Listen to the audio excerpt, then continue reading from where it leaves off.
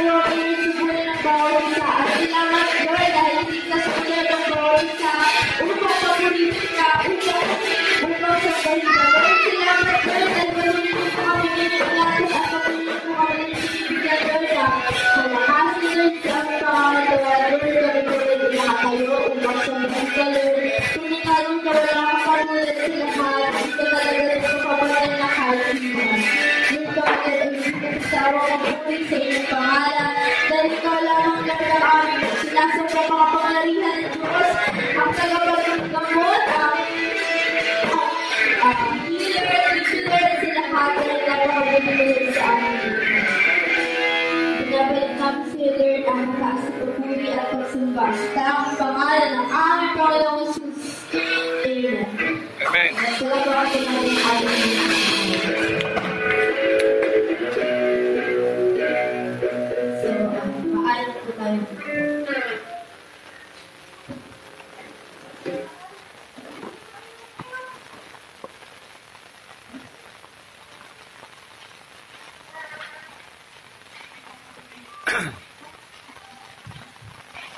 Mapagpalang umaga po sa ating lahat.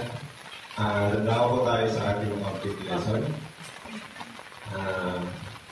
Bago po ako magsimula, kamustahin niyo po na kamusta po yung buhay natin din sa Panginoon ng Diyos sa linggong lumipas. Pinagpapala po ba or mas lalong pinagpapala?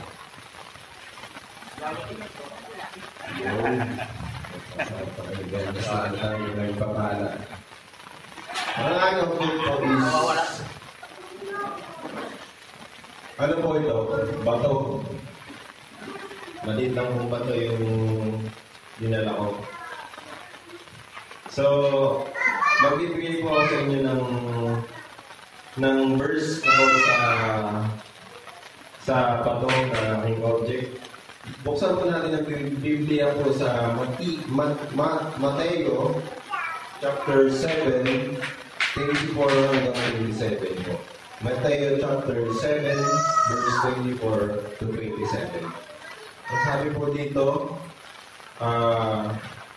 kaya't ang bawat nakikinig at nagsasagwa ng mga salita kong ito ay matutulad sa isang taong talino na nagtayo sa kanyang bahay sa ibabaw ng bato. Umulan ng malakas, bumaha at binayo ng malakas na hangin ang bahay na iyon, ngunit hindi naliba sapagkat nakatayo sa ibabaw ng bato. Verse 26, ang bawat nakikinig ay aking mga salita at hindi nagsasagawa nito ay natutulad sa isang taong hangal na nagtayo sa kanyang bahay sa buwanginan. Umulan ng malakas, bumaha at binayo at ng malakas na hangin ang bahay, bumagsak ang bahay na iyon at lubusang gawa. So yun po, sa pinasa ko po yun na verse. Yun po ay nakapaloob sa dalawang uri ng pamilya na nagtayo ng bahay. Pero ibang diskarte po yung ginawa ng dalawang pamilya na yun. Ayun yung nagtayo sa itaas, ayun po yung nagtayo ng bato at yung nagtayo sa buwanginan. So, ang learning po dito is ang aking object nga po is bato. Ang ating mga pulot na ito dito is sa ating paglilingkod sa Panginoong Diyos. Kapag tayo po ay gumawa ng pangsarili lang natin na hindi natin direkta kay Lord o hindi natin pinahintulutan na Lord, gagawin ko ba to?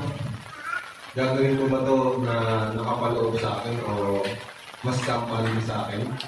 Dito sa pinasa kong to na dito yung sabi dito, ang nakikinig sa Panginoong Diyos. Kumbaga pag once na may gagawin tayo, siyempre ipag-pray muna natin, sabihin natin, Lord, nakapaloob ba sa akin to na itong gagawin kong to, para sa akin ba to? Kaya dito, ang learning dito, kapag tayo gumawa, idulog muna natin sa ating Panginoon Diyos kung nararapat ba ito. Kaya dapat, kapag tayo ay gumawa sa ating Panginoong Diyos, idulog at ilapit muna natin kay Lord kung nararapat ba ito. So yun, ang object ko, bato, ang lesson na makikita natin dito sa Matthew 7:24-27. So yun lang. Praise God. Salamat ang sabi ng Diyos sa kanya pong object lesson. God is good. All the time. God is good. Sino mo tinanghali sa tulog? Sa pag-isip.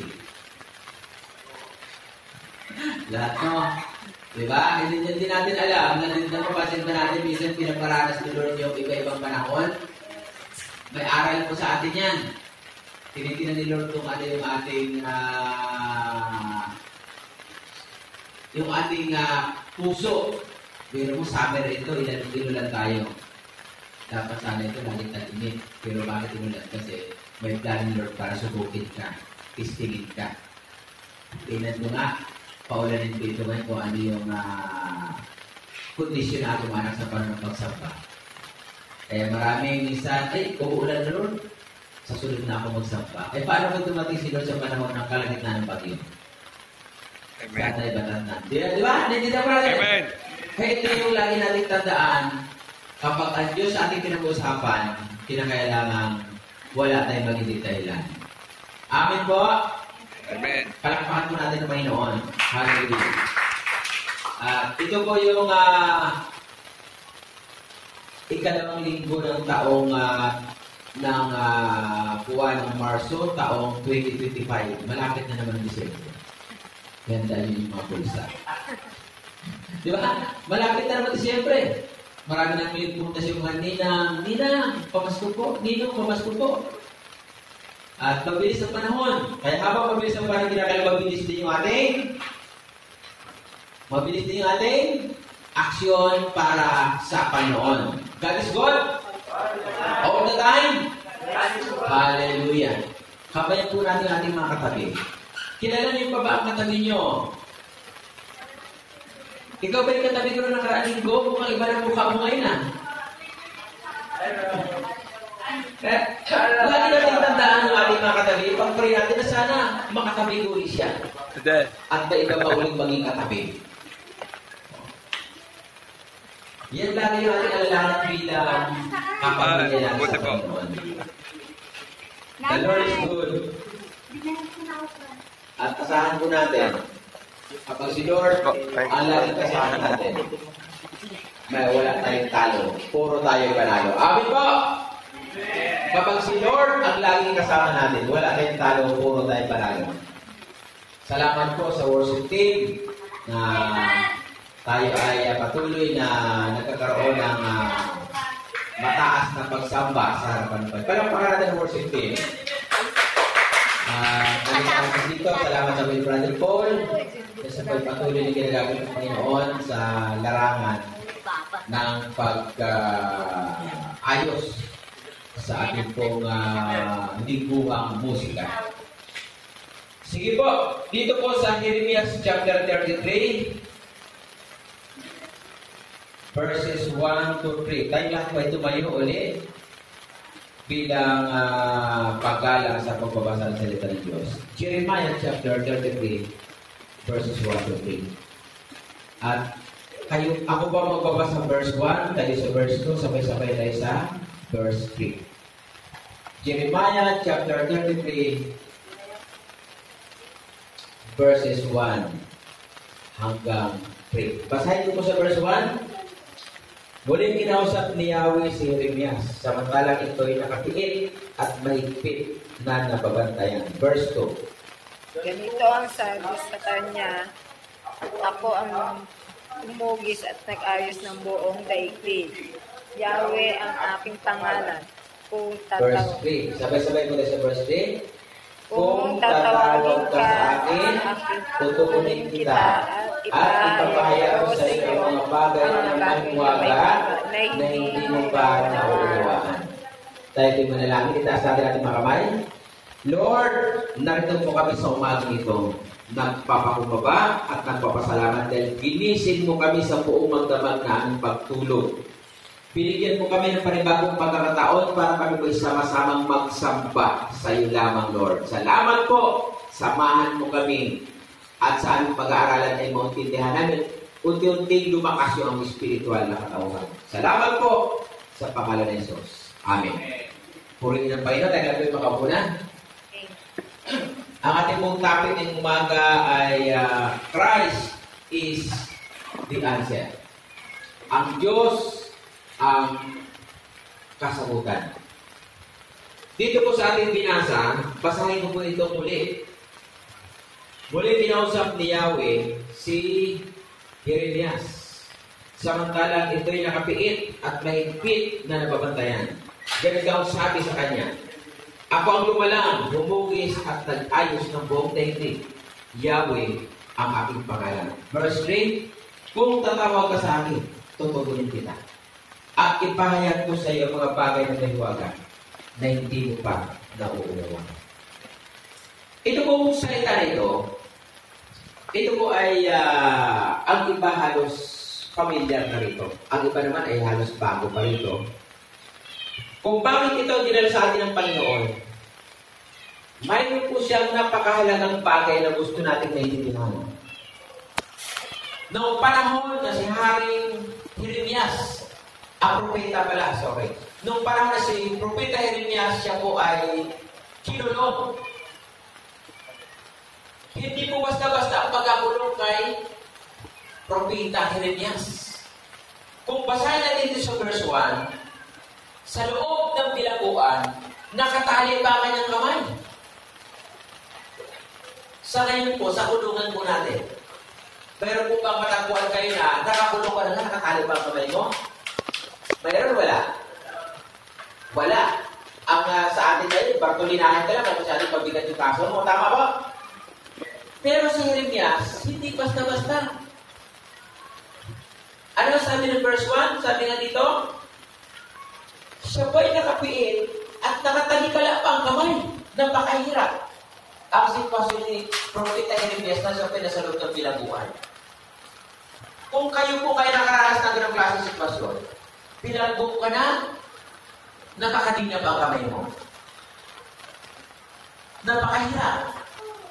Ay, paano kung mag-check bill ka? O isipin mo mabuti. Pag ikaw na pa-CR, hindi ka makapunta na CR. Nakataling ka lang. Ang kamay mo, ang hirap ang sitwasyon. Kaya kung mapasiyar ka, doon ka lang mag-CR sa loob. Ibig sabihin, yung iyong sitwasyon sa loob ng kulungan, napakapangit. Siyempre, hindi makabihis si Jeremias. Ay, nakabihis na eh. Nakatali ang kamay. Tama po ba, Ade? Tama? Ganun katindi ang kanila pong kaparusahan ng unang panahon. Pag ikaw pa'y matagpo ang nangyari sa salita nila. Hindi po basta-basta. Siguro ang iba dito, binabasa lang itong salita ng Diyos na ito, pagkatapos wala na. Kung itintingin natin mabuti na bigat ko ito. Nakakulong ko na nga. Nakagapos pa ang kamay mo. Naalala mo si Apostol Pablo? O si Pedro? Nakagapos ang kamay, nakagapos ang paa. Nung nakulong siya. Alam po ninyo mga kapatid, mapalad na tayo ngayon. Napakalaya tayo sa panahon ng pagsamba.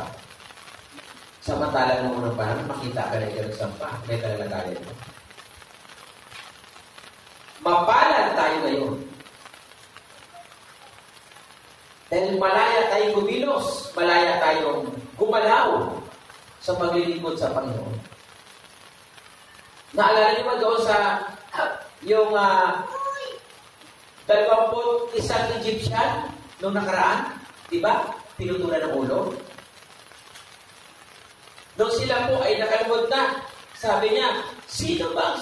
Kanino ka ba? Kay Jesus? O deny Jesus? Noong panahon na sila po ay ikagano na, dininay nila si Jesus. Yung iba, na hindi dininay, pinuputan. Hindi kasi natin ito nararamdaman. Sa sobrang abala tayo sa iba't ibang bagay, kung ating pong pasilin ang buhay ni Jeremias, napakabigat. Ito nga lang wala nang masain na pagabita ng problema. Si Jeremias, wala nang masain. Nakakulong pa. Nakagapos pa ako. Siguro sabi ni Jeremias, kulang na siya. Ma'am, kung saan ayun ta, kahit ako, magawa ko. Siguro kung sa akin, Lord, bakit pa ako natira? Kunin mo na ako Panginoon.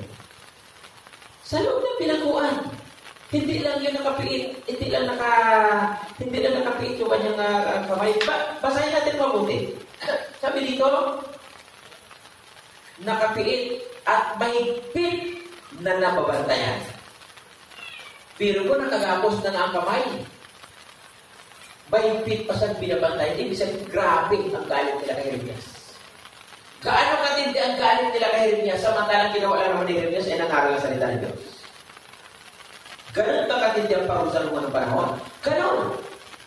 Kaya nga siya kinulong eh. Kaya nga siya pinungahan ng ganon dahil ganon ang parusa ng panahon kapag ikaw ay makita na nagahaya ang salita ni Diyos.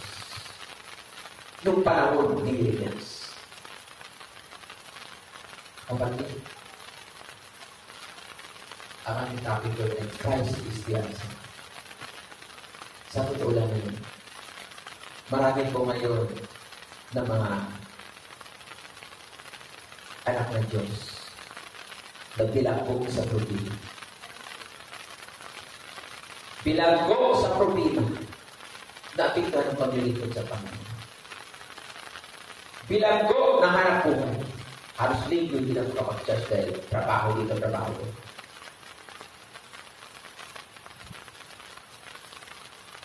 Ito po yung gustong ipaunawa sa atin ng Panginoon.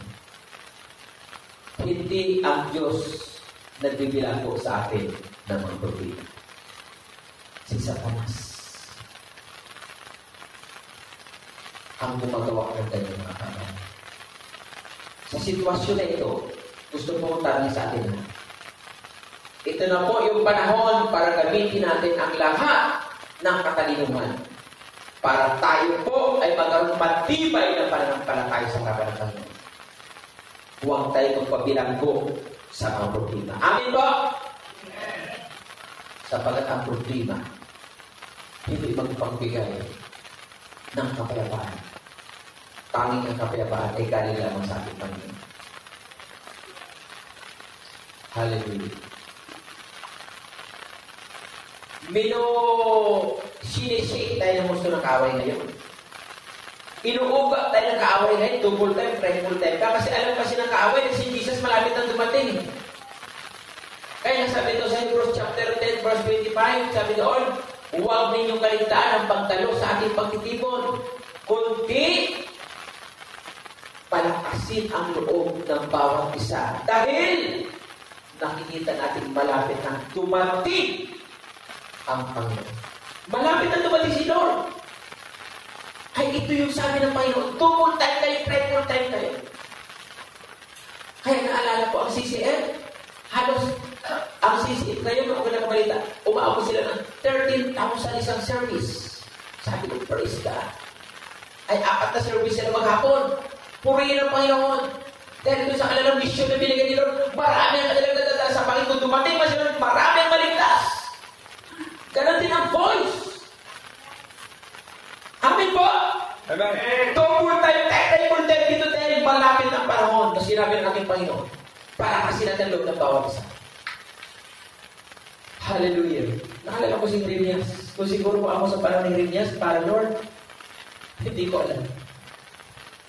Nagkakulong na nga ako, Panginoon, nakagapos pa yung aking mga kamay. Paano ko? Papasiyar nga ako. Baka nangamoy ako sa litang pinagod. Talagang ganun mangyari. Wala, hindi ka makakilos eh. No choice ka. Pero, alam nyo, bilang tao, nakaramdam talaga sa Jeremias. Okay. Kung basahin natin dito sa verse 2, tingnan po natin dito, unawain natin pa po yung sinabi ng Panginoon, sabi dito sa verse 2 ng 33. Ganito ang sabi sa kanya, ibig sabihin, habang siya po ay nakatiit sa loob ng pinabuhan. Ako ang lumala, humugis at nag-ayos ng buong daigdig. Yahweh ang pangalan. Sa panahon na siya po ay halos lugmok na sa loob ng pinabuhan. Muling nagsalita ang Diyos kay Jeremias. Sabi ng Diyos, Jeremias, ako ang lumala ng langit at lupa.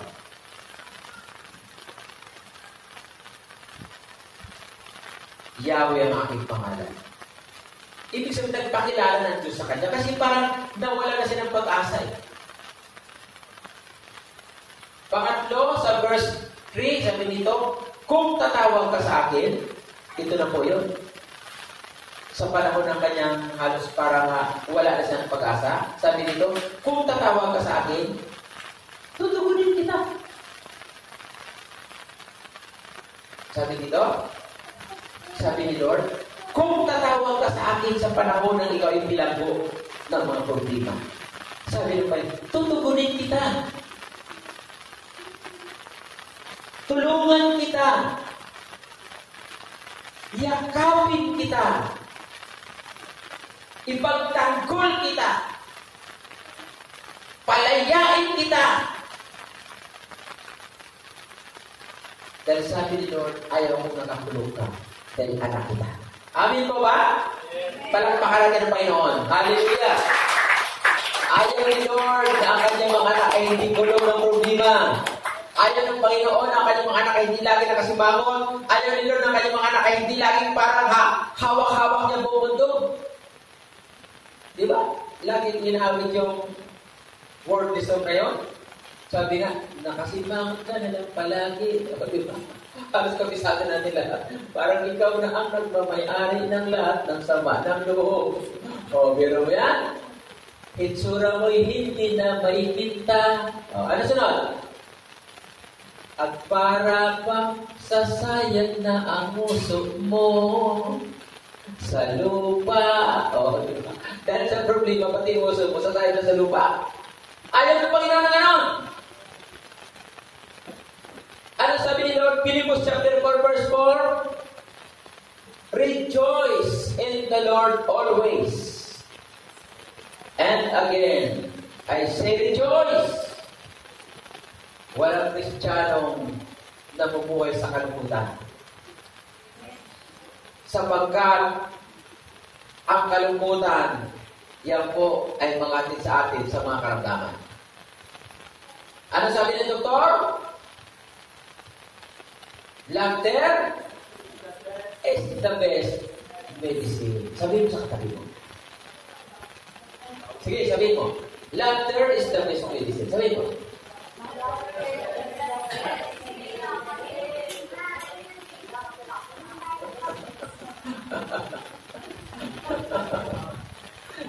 pero may awas si Aquila. Si Fred Aquila. Di ba yun? Ay, delikadong awit yun. Huwag naman yung awit na wala na sa lugar. Huwag naman yung tawa na wala na sa lugar. Yung tawa na ibibigay ng lakas sa iyong kapwa mananampalataya. Amen. Pero may tawa ng insulto.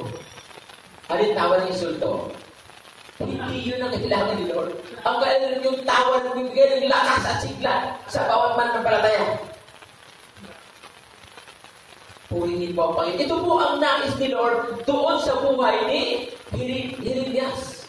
Dahil nakita ni Jeremias, siya po ay nakabilanggo. Anong sabi niya? Jeremias, ako ang lumalang ng langit at lupa. Sabi niya, kung tatawag ka sa akin, tutugunin kita. Hindi kumikilos si Jeremias eh. Ngayon sabi ni Jeremias, ay oo nga, may Diyos pala ako na dapat kong tawagan kahit dito ako sa bilangguan. Ay nung tumawag si Jeremias sa Diyos, doon lang unti-unti siya nakarecover yung anyang kalungkutan. Nung siya may tumawag sa Panginoon, hindi niya alam yung mga bagay na gagawin ng Diyos para sa kanya. Nung tumawag siya ng Diyos, doon siya lumakas. Doon ulit siya ginamit ng Panginoon. Siya may tuloy-tuloy na naghayag ng salita ng Diyos. Dahil doon, nung tumawag siya sa Panginoon, hindi na si Jeremias nagupit ng mga problema ng buhay. Amin po ba? Kahit sino ba masabi sa kanya, hindi ko kayo papakinggan sapagat may Diyos ako na kayo magpaway na ang mga problema. Glory to God! Ganun din sa buhay natin. Ano man ang dala-dala natin ngayon? Sabi ng Panginoon, kaya kitang palayain dahil ako ang makapangyarihan sa lahat. Ako ang may-ari ng langit at lupa.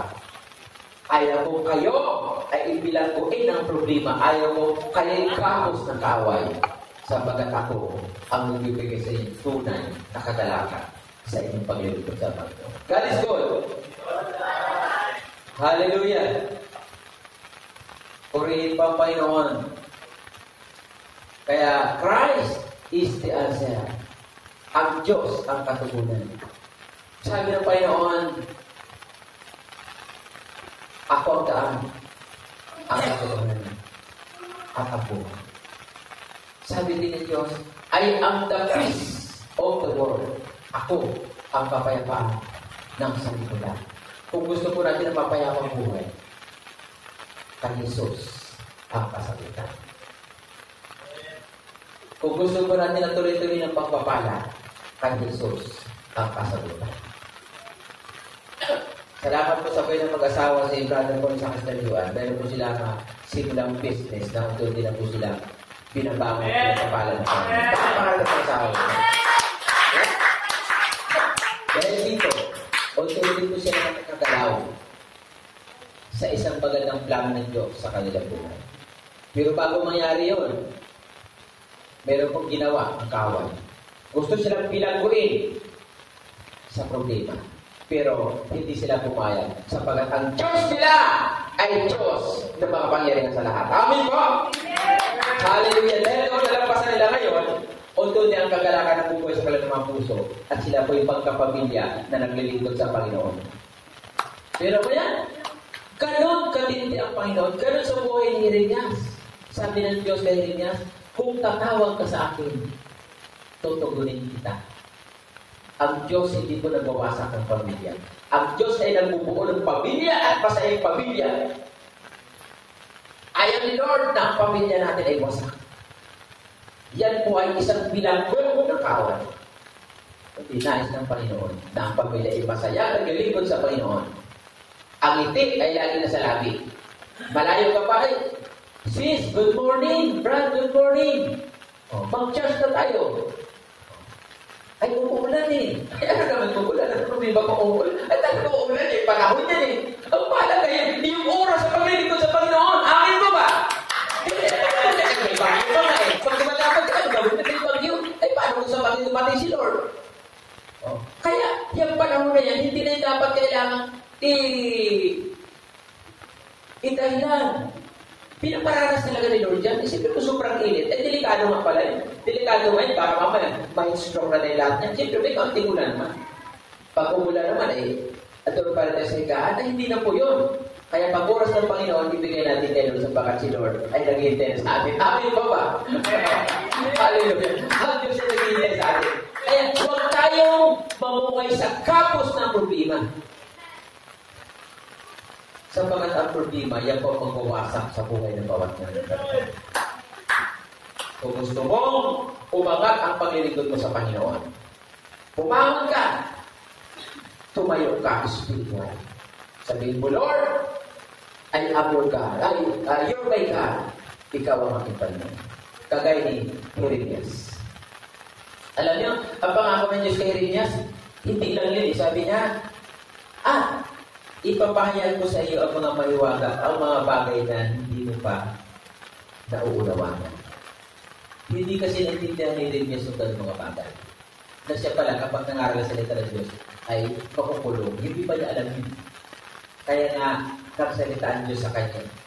Kaya sabi kay Jeremias, kapag tumawag ka sa akin, tutuloy kita. At sasabihin ko sa iyo mga bagay na maliwaga na hindi mo pa naiintindihan. Grabe si Lord. Sobra-sobra yung mga binibigay ng pagkakataon ng Panginoon. Dahil mahal na mahal ni Lord ang kanyang mga anak na naghihirap sa paglilingkod sa Kanya. Dahil alam ng Panginoon na pagdating na araw, mayroon po tayong nagtimpala doon sa langit. Ano man yung ating ginawa habang tayo naglilingkod sa Panginoon. Di po ba? Tayo po may mga nagtimpala natin sa Panginoon.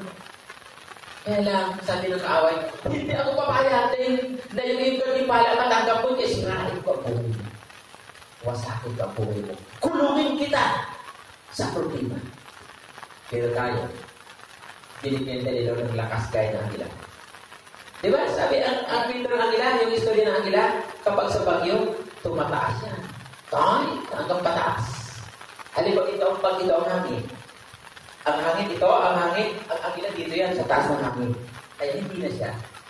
Hindi na po siya paapektuhan. Napakatalino ng Angela. Kaya tayo po, umangat tayo doon sa bagyo ng problema. Sapagkat tayo ay may katalinoan. Kaya na nila! Hallelujah! Umilito ang Panginoon. Napakabuti nito. Ito po ang mga mananampalataya.